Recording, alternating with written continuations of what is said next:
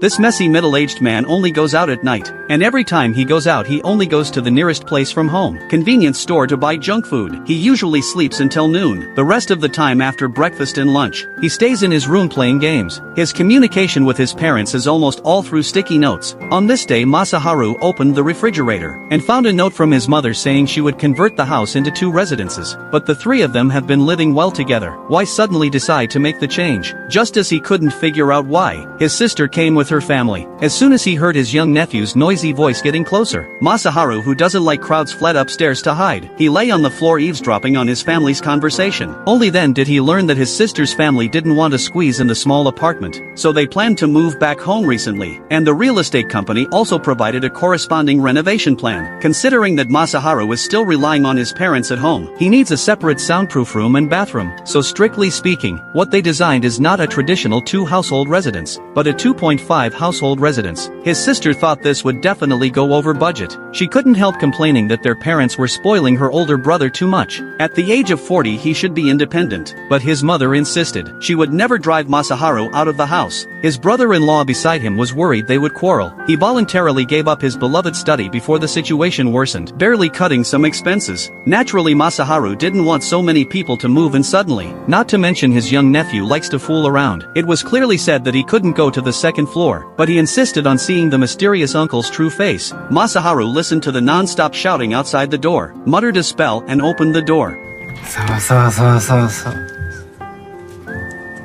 キモ。すいません。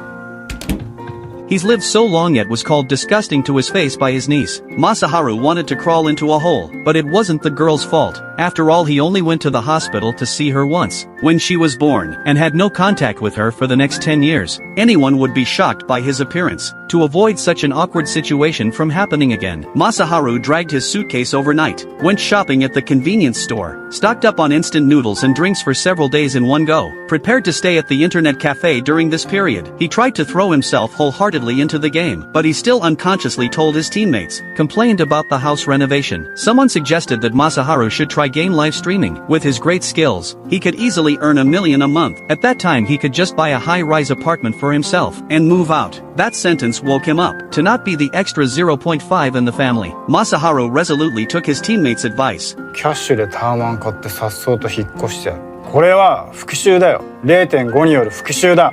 However, on the day of the live stream, because he was too nervous, he made many mistakes. All the comments were questioning if he was an imposter, causing Masaharu to lose his composure on his first try. Soon came the day to receive the renovated house. Under the expectant eyes of the whole family, his father opened the door of their new home. The children swarmed in